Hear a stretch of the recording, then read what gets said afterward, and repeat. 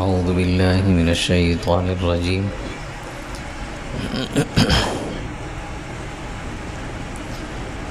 بسم الله الرحمن الرحيم.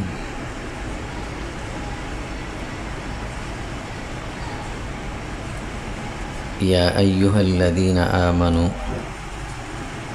اتقوا الله وكونوا مع الصادقين.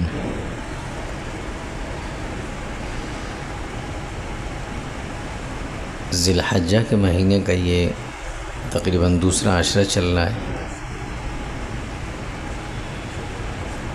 حج کا جو یوم عرفہ تھا یا حج تھا وہ بھی ہو گیا،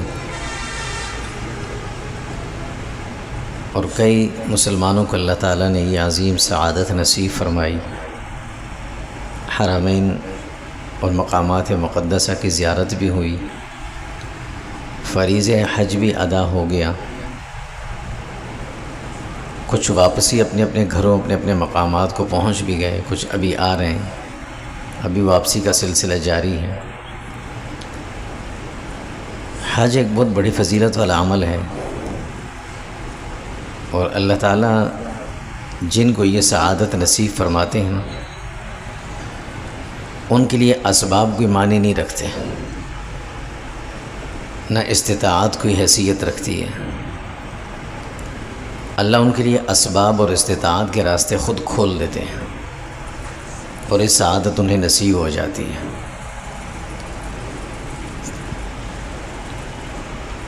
ابو ہریرہ رضی اللہ تعالیٰ عنہ فرماتے ہیں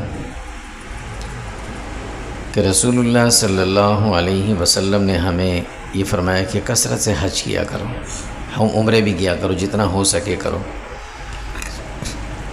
لیکن جو بڑی عظیم خوشخبری سنائی وہ یہ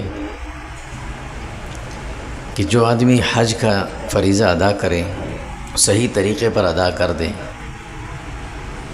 اور جن چیزوں سے منع کیا گیا ہے وہ سارے کام چھوڑ کر آئے. لڑائی جھگڑا کسی سے نہیں کیا، بد کلامی نہیں کی، کسی کو اذیت نہیں پہنچائی، احرام کی ممنوعات سے مکمل طور پر اپنے آپ کو بچا کے رکھا. اور جب یہ حج اپنا مکمل کر کے واپس آتا ہے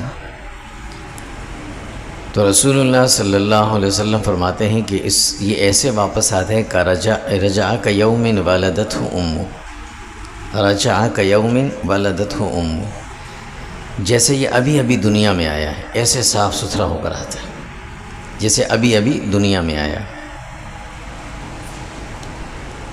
یہاں ایک ذہن میں ایک سوال آتا ہے عجیب سا کہ جو آدمی دنیا میں آتا ہے نیا، اس کے پاس نہ نیکیاں ہوتی ہیں نہ گناہ ہوتے ہیں، کچھ نہیں ہوتا. اور حج اور عمرے پہ جو لوگ جاتے ہیں تو اللہ کے نبی صلی اللہ علیہ وسلم نے فرمایا کہ حرم مکی کی ایک نماز 1,00,000 نمازوں کے برابر ہے، ہر نیک عمل 1,00,000 نیکیوں کے برابر ہے. پھر مینا، مزدلفہ اور عرفات، ان جگہوں کی حاضری یہ الگ حیثیت اور معنی رکھتی ہیں. پھر اس طرح اللہ کے نبی صلی اللہ علیہ وسلم نے فرمایا کہ جو شخص حج کر کے حج سے فارغ ہو کر مدینہ طیبہ کا سفر کرے، صرف اس نیت سے کرے کہ میری زیارت کو آئے گا، اللہ اسے 2 حجوں کا ثواب عطا فرماتے تھے. حج بھی 2 ہو گئے، 2 حجوں کا ثواب ہو گیا. پھر وہاں جب تک انسان موجود رہتا ہے اللہ 1 2 4 10 مرتبہ بھی عمروں کی سعادت نصیب فرماتے. انسان بار بار عمرہ بھی کر لیتا ہے. مدینہ طیبہ جب جاتا ہے تو اللہ کے نبی صلی اللہ علیہ وسلم نے فرمایا کہ جو شخص فجر کی نماز اپنے مقام پہ ادا کرے، وضو کرے، اور پھر مسجد قباء آئے جو اسلام کی پہلی مسجد ہے، اور وہاں 2 رکعت نفل ادا کر کے واپس آئے، اسے 1 عمرے کا ثواب عطا فرماتے ہیں اللہ تعالیٰ. حضور ہفتے میں 1 دفعہ ضرور جاتے تھے. یہ سارے معاملات اگر دیکھے جائیں تو نیکیوں کے تو انبار لگ جاتے ہیں، اور انسان جاتا ہے اسی لیے کہ نیکیاں بڑھ جائیں بہت زیادہ. حرم کی نماز انسان نہیں چھوڑتا کہ باہر کہیں بھی جائے، نہیں بھی نماز میں نے حرم میں پڑھنی ہے، کیونکہ 1,00,000 نمازوں کا ثواب ملنا ہے. اتنی ساری نیکیاں جمع کرنے انسان جاتا ہے، اور جب واپس آتا ہے تو اللہ کے نبی فرماتے ہیں رجع کیوم ولدتہ امہ، وہ ایسے آیا جیسے ابھی ابھی دنیا میں آئے. تو اس کا مطلب ہے نہ اس کے پاس نیکیاں ہیں نہ اس کے پاس گناہ ہیں. تو وہ نیکیاں کہاں گئیں پھر جو اتنی وہاں کما کے آئے تھے؟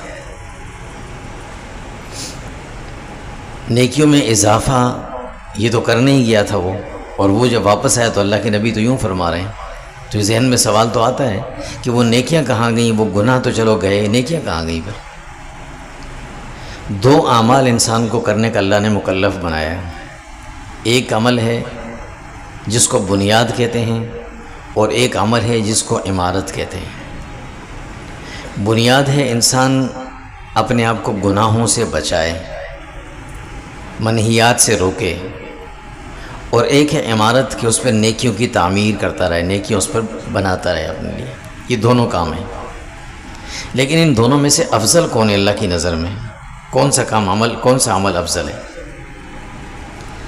نیکیوں کا اضافہ کرنا یہ اپنی جگہ ایک افضل عمل ہے، اور ظاہر حرمین میں جا کر نیکیوں کا اضافہ ہی ہوتا ہے. اور کیا ہوتا ہے؟ رمضان کا مہینہ آتے نیکیوں کا اضافہ ہی ہوتا ہے. لیکن گناہوں سے بچنا یہ بھی ایک مستقل عمل ہے، اور اللہ کی نظر میں سب سے اہم جو ہے وہ ہے گناہوں سے اجتناب. نیکیوں کا اضافہ یہ دوسرا درجہ ہے. ایسا نہیں ہے کہ انسان نیکیاں چھوڑ دے، یہ نہیں ہے. لیکن اہمیت جو دینی چاہیے وہ کس کو؟ گناہوں سے بچنے کی. اللہ کے نبی اسی لیے فرماتے ہیں جب حج سے آدمی واپس آتا ہے تو ایسے صاف ہوتا ہے جیسے کہ وہ بھی ابھی دنیا میں آیا. تو گناہوں سے صاف ہو گیا، سب گناہ ختم ہو گئے. اب وہ اپنے اعمال دوبارہ سے شروع کرے گا تو وہ گناہ سارے اس کے ختم ہو گئے. گناہوں سے اجتناب اور نیکیوں کا اضافہ یہ دونوں اعمال اللہ کو مطلوب ہیں، لیکن مقدم چیز ہے گناہوں سے اجتناب کرنا، برائیوں سے اجتناب کرنا. ہم لوگ جتنا زور نیکیوں پر دیتے ہیں نا، یہ بھی کر لو، یہ بھی کر لو، جس نے جو بتایا وہ بھی کر لو، جو صحیح بتایا وہ بھی کریں، جو بتایا اور ہمیں اچھا لگے ہم وہ بھی کر لیں نیکیوں کے چکر میں. ظاہر ہے ہر انسان حریص جنت ہے، تو وہ چاہتا ہے کہ نیکیاں میرے پاس زیادہ سے زیادہ ہوں. بڑی راتوں کا انتظار بھی کرتے ہیں، مخصوص راتوں کا. ان راتوں میں پوری رات جاگ کر عبادتیں بھی کر لیتے ہیں. رمضان کے مہینے کا انتظار، حج عمرے کا انتظار، نیکیوں کا اضافہ خوب کرتے ہیں. مالی وسعت ہے تو صدقہ خیرات بھی کرتے ہیں. لیکن دوسری طرف جو گناہوں والا معاملہ ہے نا وہ رکتا نہیں ہے. اللہ تعالیٰ نے انسان کے اندر دونوں طاقتیں رکھی ہیں، اور دونوں مواقع بھی اللہ نے دی ہیں. نیکیوں کے کرنے کی طاقت بھی اللہ نے دی ہے، گناہوں سے بچنے کی طاقت بھی اللہ نے دی ہے. اور دونوں مواقع اللہ نے پیدا کیے ہیں، دونوں موجود ہیں. نیکیاں کریں اس کے لیے بھی مواقع موجود ہیں، گناہ کریں اس کے بھی مواقع موجود ہیں. کوئی زبردستی بھی نہیں ہے، انسان آزاد ہے اس میں. لیکن جو اللہ کے یہاں زیادہ محبوب عمل ہے نا، زیادہ پسندیدہ عمل ہے، وہ ہے انسان نیکیاں فرائض تو اپنے نہ چھوڑے کبھی بھی، واجبات اور سنت موقدہ نہ چھوڑے کبھی بھی، لیکن باقی زیادہ زور انسان گناہوں سے اجتناب پر دے. ایک آدمی کاروبار کرتا نا، پیسہ کماتا ہے اور ہر مہینے خوب صدقہ بھی اس میں سے دیتا ہے. اس سے افضل یہ ہے کہ وہ کاروبار اپنا صاف ستھرا رکھے، جھوٹ نہ بولے، احتکار نہ کرے، زیادہ مہنگی چیزیں نہ بیچے، غلط چیز کسی کو نہ دے. یہ گناہ سے یہ زیادہ پسندیدہ ہے، بجائے اس کے کہ انسان کاروبار میں نوکری میں زیادہ پیسہ کما لے، اس میں جھوٹ بھی آ گیا، اس میں ہیرا پھیری بھی ہو گئی تھوڑی بہت، آخر میں آدھے سے زیادہ صدقہ دے دیا، کوئی فرق نہیں پڑتا اس سے. اس سے افضل عمل وہ تھا. یہ جو ہم صحابہ کی زندگی پڑھتے ہیں، انبیاء رسول اللہ صلی اللہ علیہ وسلم کی حیات طیبہ پڑھتے ہیں، ان کی زندگیوں میں اعمال کتنے وزنی ہو، کتنے بھاری ہوتے تھے. ایک نماز پڑھی، دعا مانگی، اللہ نے خوب بارشیں کر دی. ایک نماز پڑھی اور کوئی دعا مانگی، اللہ نے راستے کھول دیے، جنگل ان کے لیے کھل گیا. درندے اپنے اپنے راستے خالی کر کے ان کو جنگل چھوڑ کے چلے گئے ان کے لیے. یہ وجہ کیا تھی؟ ان کے پاس کوئی حج عمروں کے ڈھیر نہیں تھے. رسول اللہ نے اپنی زندگی میں ایک حج کیا، اور صحابہ کو اپنی حیات طیبہ میں اپنے 2 حج کروائے بس. تمام صحابہ کو ایک 9 ہجری میں کروایا اور دوسرا 10 میں خود اپنے ساتھ گئے. بعد میں بھائی تمہاری مرضی ہے، کرو نہ کرو. زکوٰۃ جو محدود، جو جتنا اللہ نے وسعت دی اتنا ہی دیتے تھے. ان کے اعمال میں ان کے عبادات میں وزن اس لیے تھا کہ ان کی زندگی میں گناہ نہیں تھے، ایک گناہ بھی نہیں ہوتا تھا، اور وہ گناہ کو اپنے لیے ہلاکت سمجھتے تھے، تباہی سمجھتے تھے۔ اس لیے اللہ نے ان کی زندگیوں میں اتنا مضبوط بنایا، اعمال مضبوط، عقیدہ مضبوط، دعائیں مضبوط۔ ہم بھی وہی قرآن پڑھتے ہیں، وہ بھی وہی قرآن پڑھتے تھے، ہم بھی وہی نماز پڑھتے ہیں، وہ بھی وہی نماز پڑھتے تھے، ہم بھی اسی اللہ سے مانگتے ہیں، وہ بھی اسی اللہ سے مانگتے تھے۔ لیکن ہم بعض اوقات نا امیدی کر کے چھوڑ دیتے ہیں ساری چیزیں، کچھ نہیں ہو رہا یار، ہر سو گیا کر رہا ہوں، کچھ نہیں ہو رہا، اور وہاں سب کچھ ہو رہا ہوتا تھا۔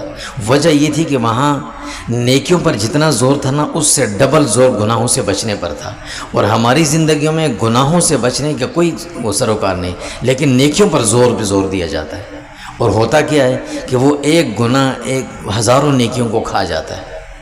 اللہ کے نبی صلی اللہ علیہ وسلم نے چھوٹی سی مثال دی، چھوٹی سی مثال فرمایا، دل میں اگر کسی کے ساتھ حسد آ گیا نا، معمولی سا بھی کسی کے ساتھ، تو یہ انسان کی ساری نیکیوں کو ایسے جلا دیتا ہے جیسے لکڑی یا آگ جو ہے نا سوکھی لکڑی کو جلا دیتی ہے، ایسے جلا دیتی ہے۔ اور پتہ نہیں کتنے گناہ روزانہ ہم کم کرتے ہیں۔ تو جو گناہ ہوتے ہیں اس کی وجہ سے یہ ہوتا ہی ہے کہ وہ جو نیک اعمال ہیں ان کی حیثیت، ان کا وزن بالکل ختم ہو جاتا ہے۔ اس لیے ہمیں زیادہ زور کس پہ ہونا چاہیے؟ گناہوں سے اجتناب پر۔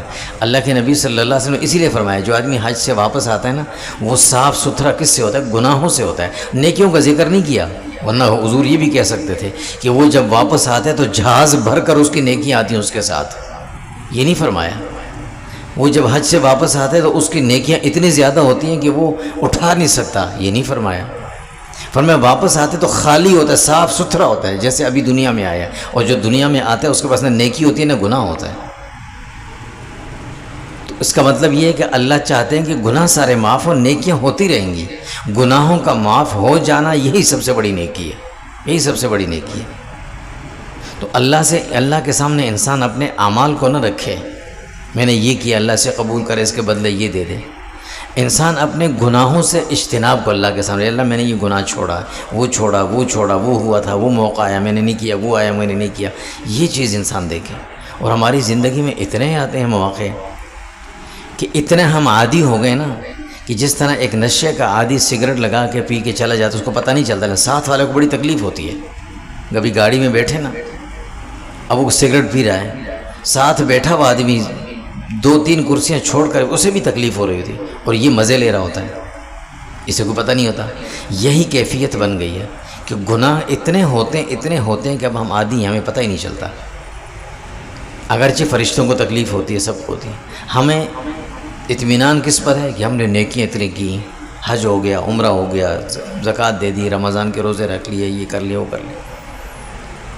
ان چیزوں کی حیثیت تب بنتی ہے جب انسان گناہوں کو چھوڑتا ہے، تب بنتی ہے۔ اور گناہ بھی 2 قسم کے ہوتے ہیں، ایک ہوتے ہیں جس کو ہم صغیرہ چھوٹے گناہ کہتے ہیں، ایک کبیرہ جو بڑے گناہ ہوتے ہیں۔ حج اور دیگر اعمال سے اللہ تعالیٰ چھوٹے گناہوں کو معاف کر دیتے ہیں نا، تو بڑے گناہ انسان کے سامنے آتے ہیں، پھر انسان توبہ بھی کرتا ہے تو معاف ہو جاتے ہیں، اللہ معاف کر دیتے ہیں۔ ایک وہ شخص کہ جس نے گناہ کیا ہی نہیں ہے، اور ایک وہ شخص کہ جس نے گناہ کیے تھے اللہ سے سارے معاف کروا لیے۔ ان میں افضل کون ہے؟ افضل وہ شخص ہے کہ جس سے گناہ ہوئے تھے، گناہ کا مادہ اس کے اندر موجود تھا، لیکن اس نے اللہ سے معاف کروائے۔ یہ انسان کی صفت ہے، یہ انبیاء کی صفت ہے۔ اور یعنی انبیاء سے مراد یہ نہیں کہ انبیاء گناہ کرتے ہیں نعوذ باللہ ثم نعوذ، یہ مطلب نہیں ہے۔ انبیاء چھوٹی چھوٹی چیزوں کو بھی دیکھ کر اللہ کی طرف متوجہ ہو جاتے تھے۔ ذرا سی حضور صلی اللہ علیہ وسلم انشاءاللہ کہنا بھول گئے تو اللہ سے معافی مانگ رہے ہیں، چھوٹی چھوٹی چیزوں کو۔ اور ایک ہوتے ہیں فرشتے جن کے پاس گناہ کے اسباب ہی نہیں ہے ہی نہیں ہے، نہ ان کو کھانا چاہیے، نہ مکان چاہیے، نہ وہ چاہیے، روٹی کپڑا مکان کی ضرورت ہی نہیں ان کو، نہ وہ کچھ کرتے ہیں۔ جب کرتے ہی نہیں تو گناہ ہی نہیں ہے۔ لیکن افضل کون ہے؟ انسان ہے، فرشتے افضل نہیں ہیں، انسان افضل ہے۔ تو جس آدمی کے گناہ ہوں اور اللہ سے سارے معاف کروا لے، یہ افضل بن جاتا ہے، یہ دوست بن جاتا ہے اللہ تعالیٰ کا۔ اللہ رب العزت نے عجیب لفظ دیا ہے، اپنی دوستی کا خطاب اللہ نے کس کو دیا ہے؟ اس کو نہیں دیا کہ جو نیکیوں پہ نیکیاں کیا جا رہا ہے، سال کے پورے سال روزے رکھے، دن کو اور رات کو پوری رات قیام کرے، اور سال کا اکثر ایسا حرمین میں گزارے، سال کے اکثر ایسے روزے رکھتا ہے، تلاوت ذکر سب کچھ کرتا رہے، اس کو اللہ نے دوستی کا لقب نہیں دیا۔ لیکن جو آدمی گناہوں کو بالکل چھوڑ دے، اللہ کہتے ہیں یہ دوست ہے میرا۔ اور دوستی بھی کیسے؟ یک طرفہ نہیں، دو طرفہ۔ اللہ تعالیٰ سورہ انفال میں فرماتے ہیں ان اولیاؤہ الا المتقون، اللہ کے دوست کون ہے؟ صرف اور صرف، اللہ نے جملہ بڑا عجیب استعمال ہو رہا ہے، ان اولیاؤہ، اللہ کا دوست کوئی بھی نہیں ہے، الا المتقون، صرف کون ہے؟ جو گناہوں سے بچنے والے وہ دوست ہیں، یہ اللہ کے دوست ہو گئے۔ اور دوسری طرف اللہ سورہ جاسیہ میں فرماتے ہیں واللہ ولی المتقین، اللہ بھی ان متقین گناہوں کے چھوڑنے والوں کا دوست ہے، یعنی یہ اللہ کے دوست اور وہ اللہ کے دوست، اللہ ان کے دوست۔ اللہ نے دوستی کا لقب اور دوستی کس سے کی ہے؟ جو گناہوں کو چھوڑنے والا ہے۔ اس لیے حج سے واپس آنے والے کو کہا گیا نا کہ وہ صاف ہو کر آ جاتے، گناہ سارے گئے، اگرچہ نیکیاں جاتی نہیں، ضائع نہیں ہوتی، لیکن بظاہر حدیث میں تو یہی لگا کہ بالکل ایسا جیسے بھی دنیا میں آیا ہے۔ تو مطلب کیا ہوا کہ اس کا سب سے بڑا کام جو ہوا، اس کے وہ گناہ سارے معاف ہوئے اس کے۔ جب وہ گناہ معاف ہوئے تو وہ اللہ کا دوست بن گیا۔ تو دوستی اللہ نے جو رکھی ہے وہ اس آدمی کے ساتھ جو گناہوں سے بچنے والا۔ ہم جتنی توجہ، جتنا زور، جتنا سیکھنا اور جتنا کرنا نیکیوں کو دیتے ہیں نا، یہ اچھی بات ہے، چھوڑنا نہیں چاہیے، اس کا مطلب نہیں کہ انسان چھوڑ دے، لیکن اتنا زیادہ زور، اتنی توجہ، اتنا سیکھنا، اتنا سمجھنا، اتنا عمل کرنا ان پہ بھی کریں کہ بھئی گناہ والے اعمال کون سے ہیں، برائی والے کون سے ہیں۔ صبح سے لے کر شام تک، شام سے لے کر صبح تک ہمیں نیکیوں کو تو پتہ ہے کہ یہ کام کرو نیکی ہے، یہ کرو یہ نیکی ہے، یہ کام کرو یہ نیکی ہے، راستے سے پتھر اٹھا دو تو نیکی ہے، یہ سب کچھ تو ہے، لیکن گناہ کیا کیا ہیں؟ کون کون سی چیزیں جو گناہ کے زمرے میں آتی ہیں؟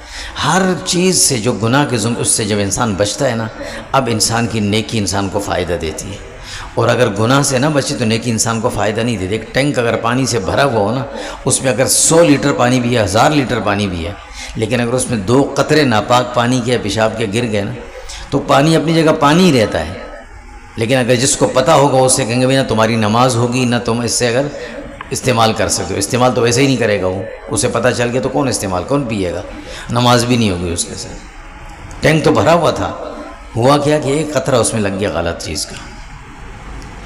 اور اگر گندگی رکھی ہوئی ہو، بے شک وہ 1 لیٹر گندا پانی، اس کے اوپر 2 لیٹر پانی بہا دیں تو گندگی جائے گی، نیکی اپنی جگہ رہے گی، صاف ہو جائے۔ جگہ بھی پاک کہلائے گی، اب کہتے ہیں نماز بھی پڑھ سکتے ہو، یہاں بیٹھ بھی سکتے ہو، یا لیٹ بھی سکتے ہو، کیوں؟ پاک ہو گئی، جگہ صاف ہو گئی۔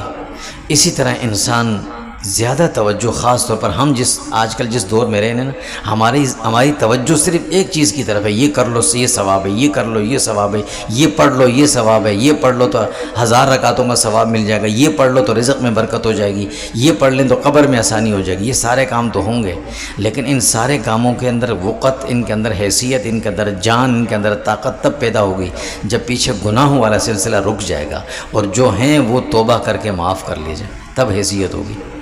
نیکیاں بے شک کم ہوں لیکن گناہ نہ ہوں، وہ انسان بہت بڑا کامیاب ہے۔ اور اگر نیکیاں ڈھیروں میں ہوں، ادھر گناہ بھی اسی برابر میں ہوں، وہ انسان ناکام ہے۔ جس طرح ہم دنیا میں سمجھتے ہیں نا کہ بھئی دوا انسان کھاتا ہے بیمار، اسے فائدہ تب ہوتا ہے جب وہ پرہیز بھی ساتھ کرتا ہے۔ پرہیز نہیں کرتا تو ڈاکٹر بھی کہتا ہے جا میرے پاس دوبارہ نہیں آنا۔ پرہیز ہی نہیں کرتے تو دوا کیوں کھاتے ہو، میرے پاس کیوں آتے ہو؟ تو اسی طرح نیکی کا فائدہ، نیک عمل کا فائدہ دنیا میں بھی آخرت میں بھی۔ دنیا میں برکت، رزق میں، مال میں، عمر میں، زندگی میں سکون، دعاؤں کی قبولیت اور اس کا اثر، یہ سب تب پیدا ہوگا جب انسان اپنے آپ کو گناہوں سے بچا کر یہ سارے کام کرے گا۔ اگر گناہوں سے بچ کر نہیں کرے، زبان سے بھی غیبت ہو گئی، دماغ سے بھی غلط سوچا، کان سے بھی غلط سنا، ہاتھ بھی غلط جگہ چلا، جتنا ہو سکا غلط کام کیے، تو اب اس کا نتیجہ یہ ہے کہ وہ اعمال پر براہ راست اثر پڑتا ہے۔ اعمال بھی اللہ کے یہاں قبول نہیں ہوتے، ہو تو جاتے ہیں لیکن وہ جو ثواب اور جو اجر اور جو نتیجہ مرتب ہونا ہوتا ہے وہ پھر انسان کو ملتا نہیں ہے۔ اسی لیے اللہ تعالیٰ نے اس کا راستہ بتا دیا، فرمایا کہ اللہ کا دوست کون ہے؟ جو گناہوں کو چھوڑے گا۔ اللہ کس کے دوست ہیں؟ جو گناہوں کو چھوڑے گا۔ اب یہ دوستی کرنی کیسے ہے؟ فرمایا یا ایھا الذین آمنوا، اے ایمان والو، تم ایمان والے تو ہو نا، مسلمان ہو، مانو گے نا، تو فرمایا اتقوا اللہ، گناہوں سے بچو، بس یہ دوستی ہے۔ اب بچیں گے کیسے؟ فرمایا وَكُونُوا مَعَ الصَّادِقِينَ، جو تمہاری نظر میں دنیا میں اچھے لوگ ہیں نا، نیک لوگ ہیں، متقی لوگ ہیں، ان کے ساتھ اپنا اٹھنا بیٹھنا کرو گے نا تو خود بخود یہ سارے راستے تمہارے لیے آسان ہو جائیں گے۔ وصلی اللہ تعالی علی خیر۔